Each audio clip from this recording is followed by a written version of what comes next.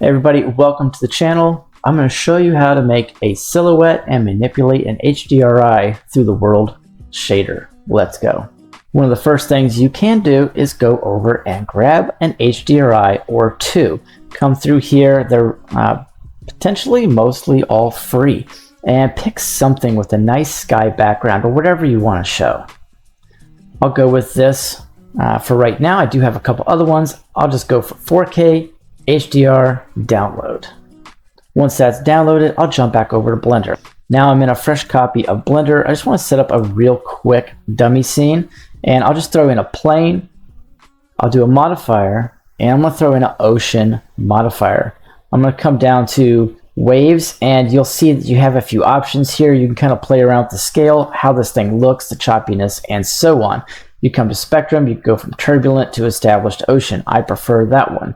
If you want to animate this, you can actually come over to the time value and go from probably safer just to go from a 0 to 1, but you'll be able to animate it. So you can throw in keyframes around like 0.1 and then roll them up. I'll bring the resolution up. You could bring it up to something like 15, and then if you run through the time, you'll see how that's going to end up looking. And don't forget to change your render. Now I can quickly throw in another object. I'll just throw in a cylinder and shade it smooth, auto smooth. And then I want to bring in my human scale model, and I can just snap him to the face project. I'll hit G to snap him and Z to lock him in to those coordinates so he's standing perfectly there. Now I want to go ahead and split the screen and do a vertical, and I want to jump into the shader editor. Hit N to get rid of that panel because we don't need it. And instead of clicking new, I want to switch this from object to world, and we've already got a world output and a background. If we switch over to cycles, and I'll switch over here to make sure I'm on cycles and GPU compute, I'll drop this to like 50 for the viewport so it's not lagging in any way. If you play with the strength value, it's a garbage light, so it's not really going to help us. So we want to do first and foremost is I want to mix this color, and I want to mix it with an image and something else to make it nice. So I'll just type in mix, and what we can do is we can go to mix, and we will just pull up color for now, and this is going to give us an RGB, and it's going to give us a vector, and so we're going to be able to plug in colors and other things. So Shift A S, type in image. We'll pull in an image texture, and I'm going to plug that into the first value. Now what I want to do is go grab my HDRI that I just downloaded. So I'm going to jump over to my downloads, and I'm just going to type in something like HDR, not CHDR, HDR. And I've actually got quite a few. Let's see if we can click the icons here and find the one I just downloaded. I think it looks something like, here it is, the industrial. So I'm going to go ahead and load in that HDRI, and we don't really get anything yet because we need to map all of this. So I'm going to pull out the vector and type in map, and I'm just going to select vector. Nice and easy. I'm going to pull out vector and left click drop that and COOR, and I want to put in a texture coordinate, but I'm going to be using the window feature on this. And when I do that, you'll see the HDRI pop in. So now I want to add a camera to the scene, and so I'll take up a view something like this, and instantly we notice, and don't forget to turn off snap because that's going to be a pain. Instantly we notice that we've got some funkiness inside of the camera view, and the way to fix that is to go from repeat to extend. And when you do that and you slide back into the camera view, you can now shift this around and get a better view. So Control Alt 0 should jump in very nicely.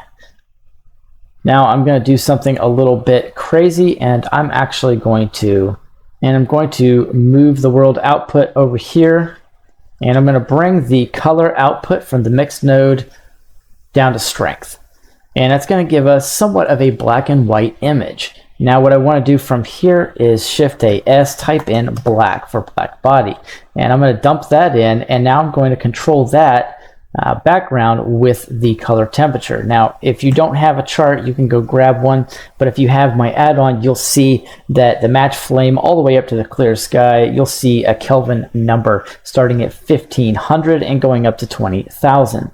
And if I want to have something like a sunset, I need to be between 3200 and 4000.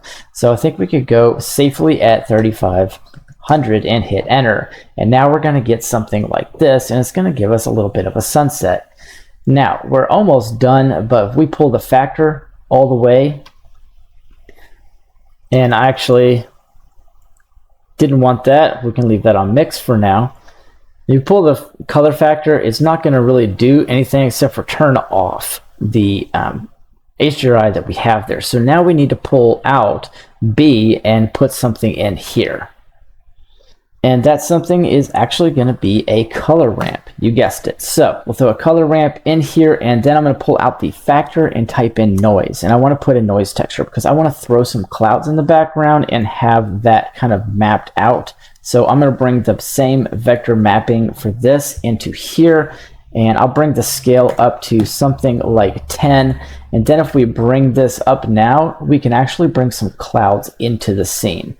So one thing I do want to do is go from mix to overlay and kind of change how that ends up looking to kind of clean it up a little bit. Now from here, you can use the slider and kind of change how this overall cloud output looks. You can change the scale, the detail, the distortion, change the look of the clouds. I wouldn't do too much to the distortion because it doesn't really look natural. And also, if you want, you can switch this to 4D, and you can animate this value as you wish. I think I'll go with 15 on the scale just to keep them a little bit cloudy. And inside of the noise texture 4D, we can click and highlight this, and we can put in the pound sign, type in frame,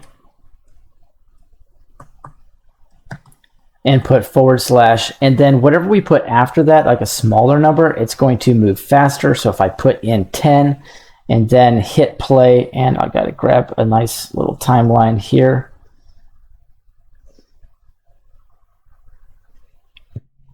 And it's a little bit choppy on cycles, but you can see how fast that's going. It's really not what we want. So something like 1000, and I could just have this going a little bit slower. And I even bumped mine up to 2000, so you can see that actually works pretty good. And for a final touch, we're going to add in the light path node, and I'll just show you a little bit about that. There's a couple of outputs on this that has to do with light. Number one is going to be the ray length, which you can see here, which is the distance traveled between or by the light ray from the last bounce or the camera. Now, the ray depth is the times the ray has been reflected or transmitted or interacted with the surface. So let's just Shift A S, type in light in the shader editor, and you'll see a light path. And you kind of clean this up a little bit and move stuff around so you can get things in here. And what I want to do is I want to take the ray length and I want to plug it in to the factor, okay?